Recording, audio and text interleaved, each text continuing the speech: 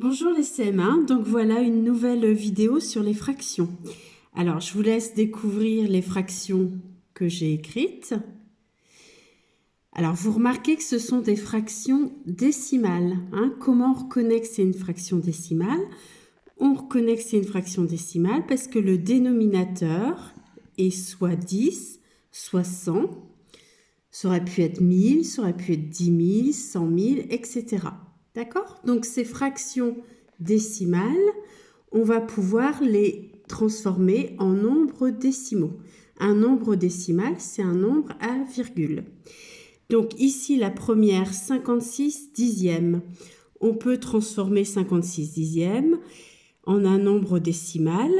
Alors c'est très simple, ce sont des dixièmes, donc 10, il y a un zéro, donc il va falloir qu'il y ait un chiffre après la virgule.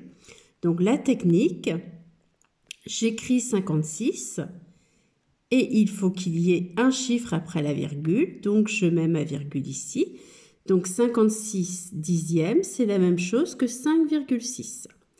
325 centièmes. J'écris 325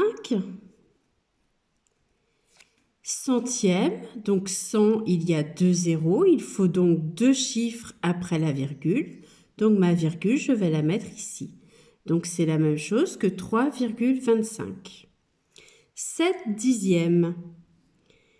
Donc dixième, il faut qu'il y ait un chiffre après la virgule. Donc ma virgule, je vais la mettre ici pour qu'il y ait un chiffre après la virgule. Évidemment, il va bien falloir que je mette quelque chose avant ma virgule. Donc, comme il n'y a rien, je mets un 0. 83 centièmes, centièmes, deux chiffres après la virgule. J'écris 83. Comme il faut deux chiffres après la virgule, je mets ma virgule ici. Il n'y a rien avant la virgule, donc je suis obligée de mettre un 0. Alors, je vous laisse découvrir le tableau de numération que j'ai fait juste après. Donc, c'est un tableau de numération que vous connaissez déjà. Unité, dizaines, centaines, unité, dizaines, centaines. Je pourrais le poursuivre. Donc, je retrouve la classe des unités, la classe des milles. Nouveauté pour notre tableau de numération, on va pouvoir le compléter vers la droite. Ici, c'est ce que j'appelle la frontière.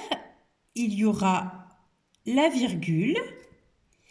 Ma virgule, elle va séparer ma partie entière. La partie entière, c'est la partie qui est à gauche de la virgule.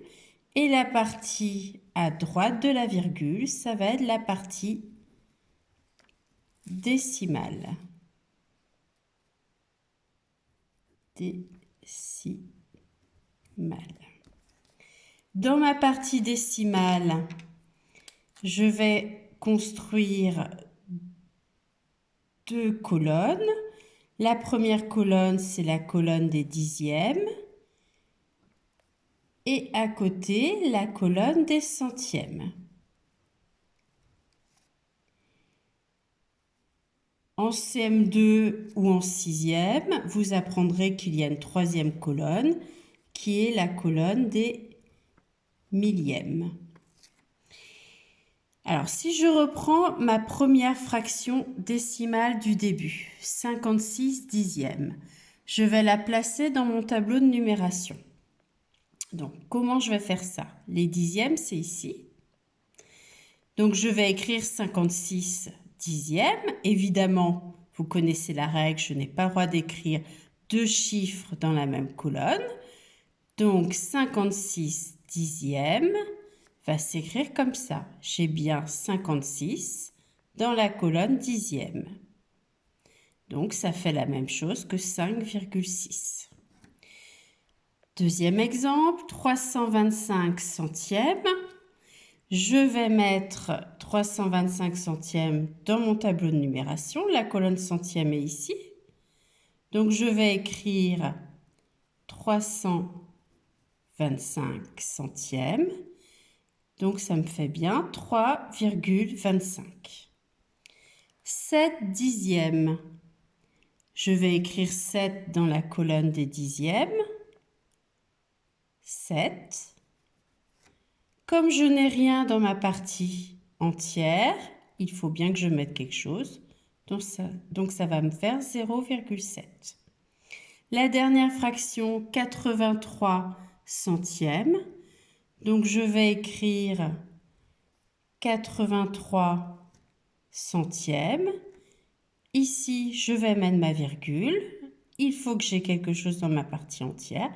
Donc comme il n'y a rien, je vais mettre un 0. Voilà, donc ce nouveau tableau de numération, il va falloir l'apprendre par cœur. Vous avez juste 2 ou 3 colonnes à apprendre, la colonne des dixièmes, des centièmes et des millièmes. Et entre la partie entière et la partie décimale, il faut que je mette ma petite virgule. Voilà, à bientôt, au revoir.